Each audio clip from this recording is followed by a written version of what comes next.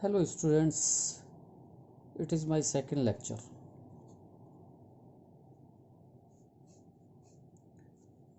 Now it is the derivation of Rutherford scattering formula, Rutherford प्रकीर्णन सूत्र की व्युत्पत्ति। आज हमें इस फॉर्मूले को डिराइव करना है।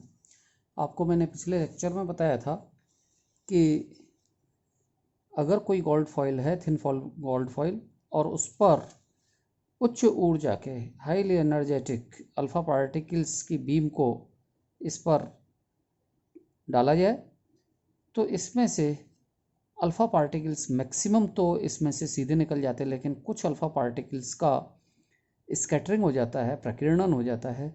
उनमें से कुछ अल्फ़ा पार्टिकल्स 90 डिग्री से कम पर होते हैं, लेकिन कुछ 90 डिग्री से ज़्यादा कोण पर भी विक्षेपित हो जाते हैं। ये चीज़ हम लोग देख चुके हैं।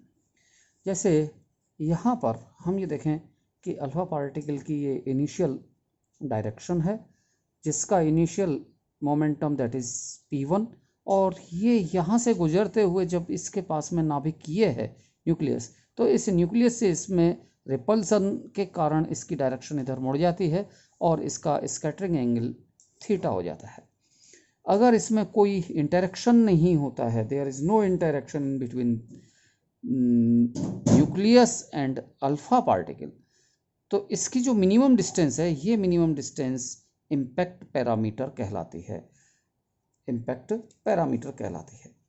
इन जनरल अल्फा पार्टिकल और न्यूक्लियस के बीच का डिस्टेंस r हो तो इनके मध्य की अन्योन्य क्रिया यानी कि इंटरेक्शन रिएक्शन, इसका formula that is Coulombian interaction reaction, F is equal to K Q1 Q2 upon R square.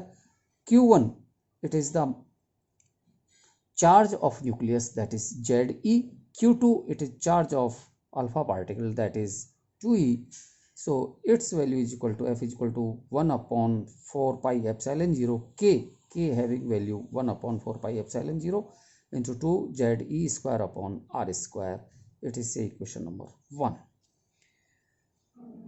So here it is the impact parameter which I have seen that the nucleus नाभिक और alpha कण के मध्य interaction reaction नहीं हो, there is no interaction, कोई इनके बीच में आकर्षण प्रतिकर्षण नहीं होगा, तो जो इनके मध्य की दूरी अल्फा कण और नाभिक के मध्य की दूरी होगी, उस दूरी को हम संघट्ट प्राचल इम्पैक्ट पैरामीटर कहते हैं।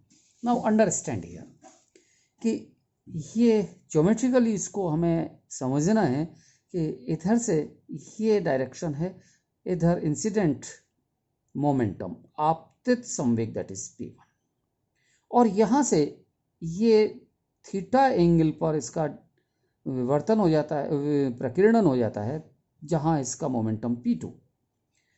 यहाँ से हम इसको मिला दें, इसकी क्रिया रेखा को, और मिलाने के बाद में इसको सीधा यहाँ पर एक लंब डाल दें, तो लंब डालने पर ये एंगल बराबर बराबर हिस्सों में बट जाएगा।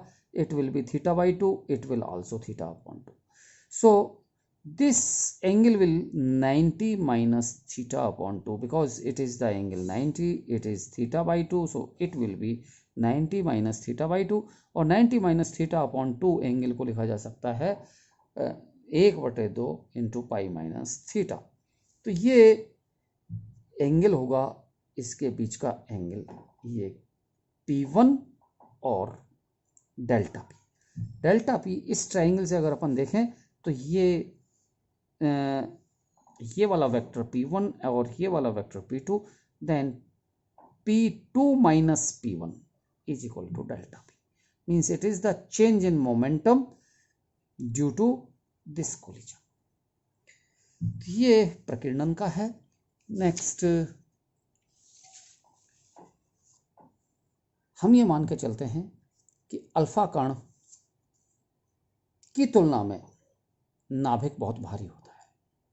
इस कारण से नाभिक को इस पूरी प्रक्रिया में हम स्थिर मान लेते हैं, और जब हम नाभिक को स्थिर मानते हैं कि नाभिक में कोई इंटरेक्शन नहीं, कोई हलचल नहीं होती, केवल अल्फा कण गति करता हुआ आता है और वो मुड़ जाता है, तो उस स्थिति में संवेग में संवेग के मैग्नीट्यूड में, परिमाण में कोई परिवर्तन नहीं होता, केवल दिशा बदलती है। परिमाण की value P1 that is P2 is equal to mv. So we have write here by modulus P1 modulus P2 it will equal to mv. And also the kinetic energy of alpha particle is also unchanged. गतिज ऊर्जा भी इसकी स्थिर रहती है, चूंकि alpha particle आ रहा है और यहाँ से थोड़ा सा मुड़ के इधर जा रहा है। इधर नाभिक को ना ये ऊर्जा देता है ना ये ऊर्जा लेता है, इसलिए इसकी काइनेटिक एनर्जी अनचेंज्ड रहती है। According to this figure P2 vector it is P1 vector, so P1 plus delta P, P1 plus delta P is equal to P2. So delta P is equal to P1 2 minus P1. Now delta P dot product करते हैं हम इसका इसी के साथ में, it will P2 minus P1 dot P2 minus P1 and we solve it. It's delta P square is equal to P1 square plus P2 square minus 2 P1 P2 का dot product, और P1 P2 का dot product हो जाएगा P1 P2 cos theta. So delta P is equal to under the root this much. Now the magnitude P1 and P2, magnitude P1 and P2 is equal to mv, that is same. So here its value is equal to mv square and it is also mv square 2 P1 P2, that is 2 mv into cos theta.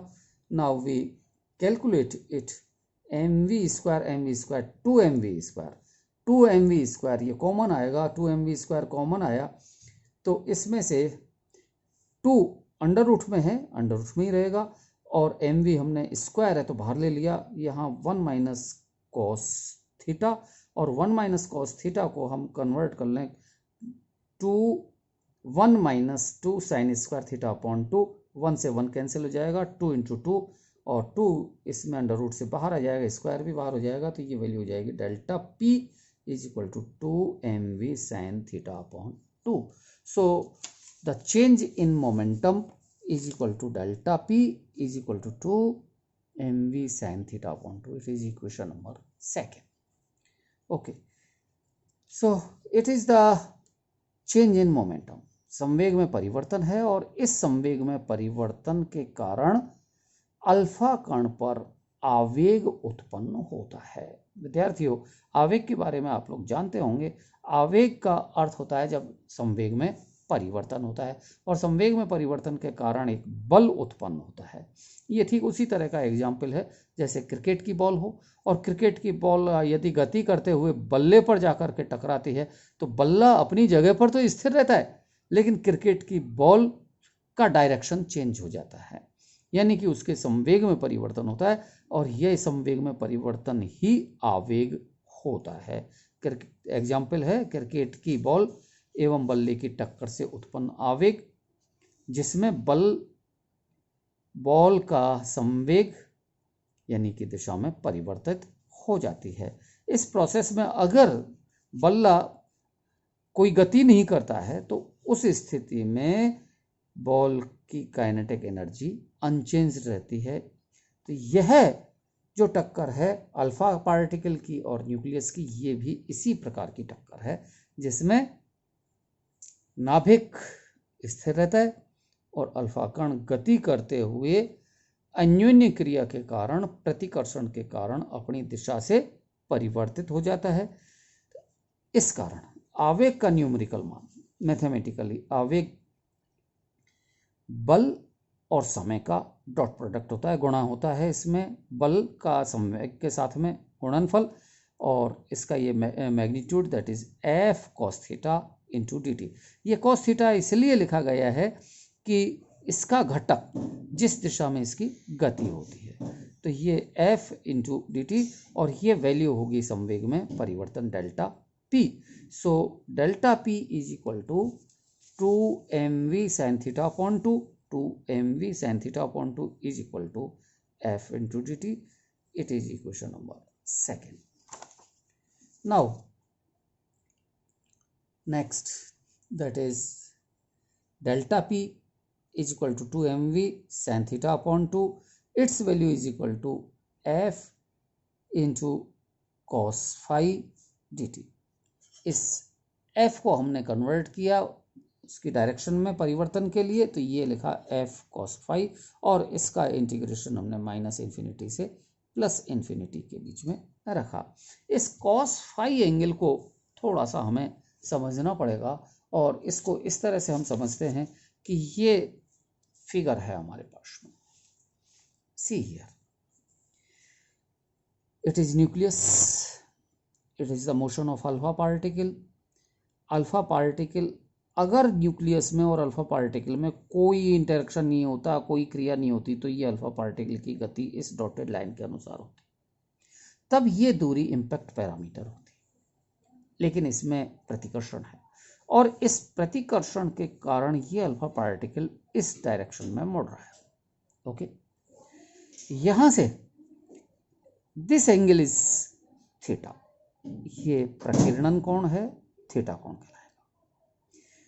इस direction में बल लगा, कौन सा बल लगा? चूंकि ये कण जब यहां से जा रहा है तो प्रतिकर्षण का बल इसको इधर लगेगा, और इस प्रतिकर्षण के बल के कारण ये अल्फा पार्टिकल इधर मुड़ जाएगा। क्योंकि अल्फा पार्टिकल की मोशन है, उसकी काइनेटिक एनर्जी है, तो इस प्रतिकर्षण के कारण ये इधर मुड़ गया। अब हम ये देखें कि ये एंगल कितना होगा, कहां पर होगा प्रतिकर्षण। तो चूंकि ये डायरेक्शन, ये इस पर, ये 90 डिग्री पर एक तरह से ये बल लग रहा है F। Okay, so according to this direction it is angle theta. और ये जब एंगल थीटा होगा तो इस एंगल थीटा के बाद में ये पूरा का पूरा एंगल, यहां से और यहां तक का ये angle, it will B pi minus theta angle. यहां से हमने इसको F, जो इसमें इधर की ओर ये डेल्टा P चेंज हुआ है, इसमें मोमेंटम में चेंज, डेल्टा P, ये डायरेक्शन डेल्टा P।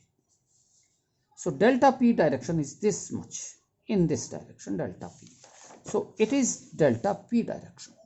और ये डेल्टा P की डायरेक्शन वो है जहां संवेग में परिवर्तन हो रहा है, और ये हम मान लेते हैं एंगल फाई पर। So I have put here vector F in this way, that is vector F impulse के लिए, ये जो हमने लिया है vector F, it is F cos phi. So F cos phi, F ये है, और इसका इधर घटक, ये घटक होगा F cos phi. So we have put here F cos phi. Okay, so it will be F cos phi, it's angle is pi minus theta, और ये half angle pi minus theta upon 2, it is also the half angle pi minus theta upon 2। So it is the geometry of scattering about angle theta, scattering angle, b impact parameter संघट प्राचल, और phi angle. Phi angle वो है जहां लगने वाला बल और संवेग में परिवर्तन की दिशा, इन दोनों के बीच में ये फाई कोण है। नाउ अगेन हियर, इस समीकरण में t, ये t है, इस समय t को कन्वर्ट करना है हमें फाई में। तो t को कन्वर्ट करने के लिए, समय t को फाई में कन्वर्ट करने के लिए, dt can be written as dt upon phi, D phi into D phi. Okay, and D phi upon dt, the rate of change in angle, that is known as angular velocity.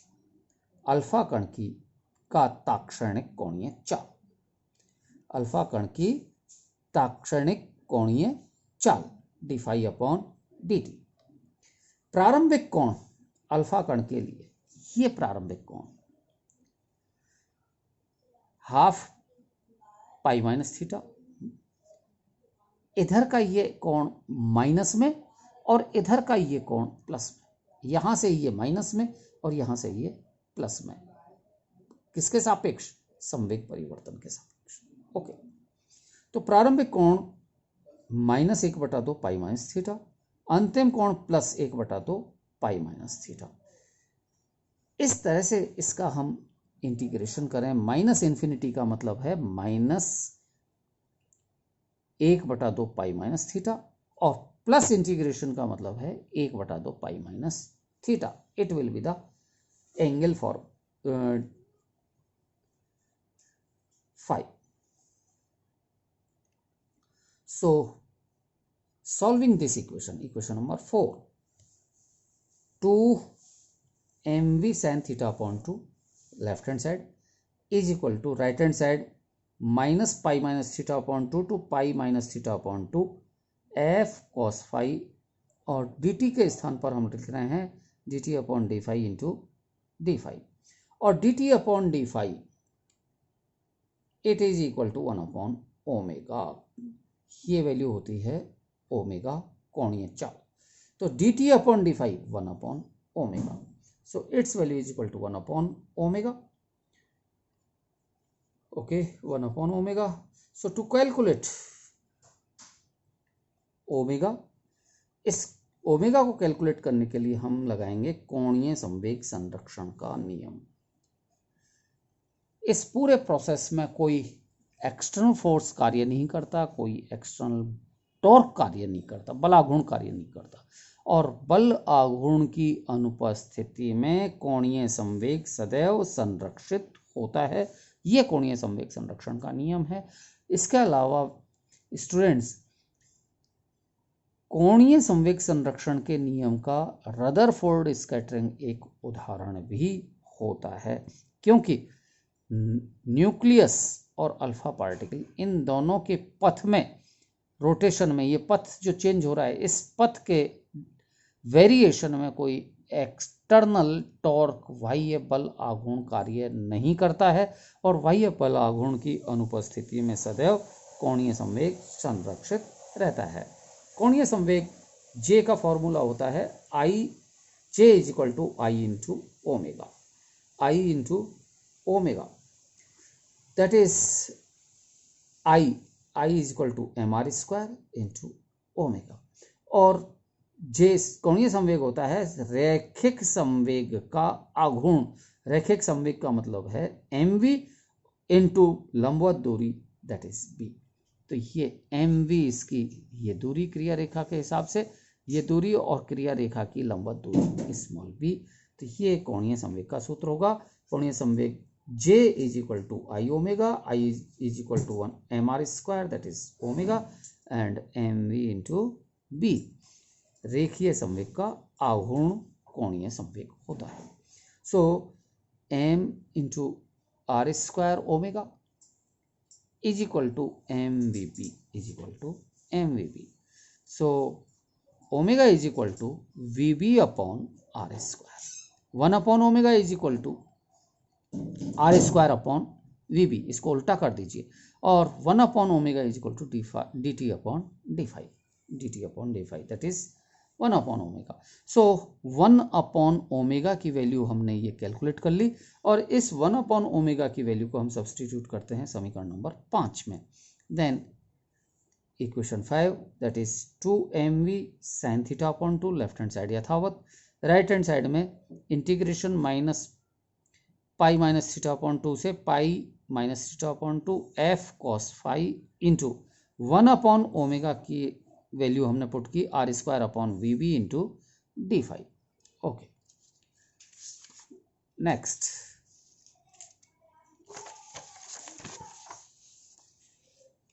इसको solve किया, और जब हम इसको solve करते हैं तो f is equal to,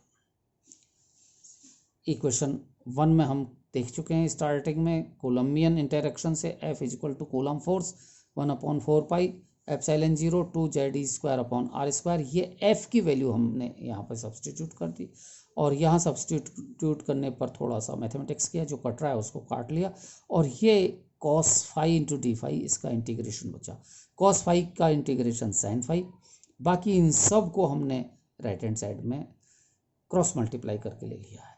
sin phi इसकी वैल्यूज सब्सटीट्यूट की अपर लिमिट लोअर लिमिट, और इनको सॉल्व करने के बाद में it is 2 cos theta upon 2, और इसको फिर और हमने आगे इसको सॉल्व किया।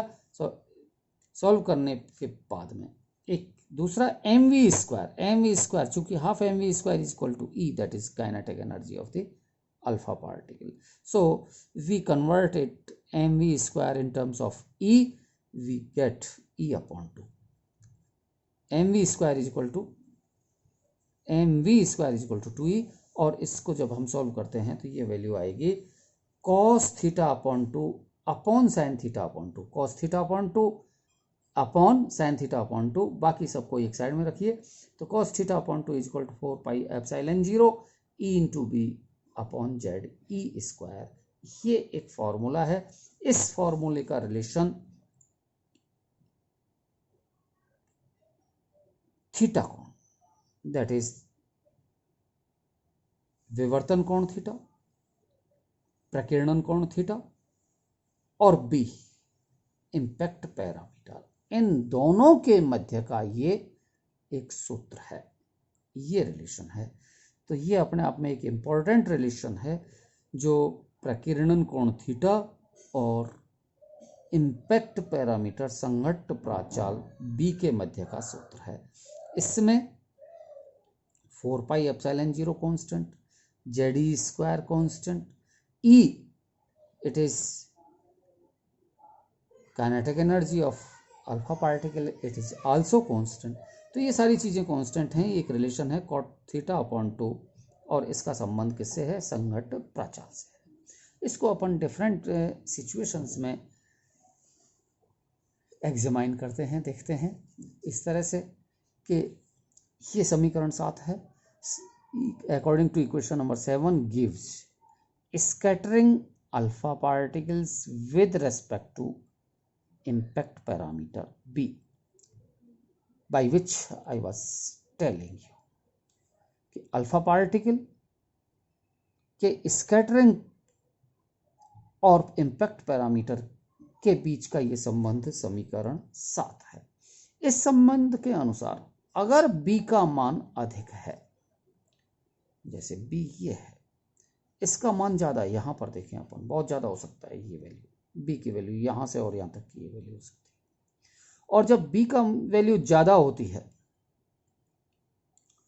तो इसमें वेरिएशन बहुत कम होता है। इधर से आया इधर जा रहा है, कोई वेरिएशन नहीं, लगभग 0 है।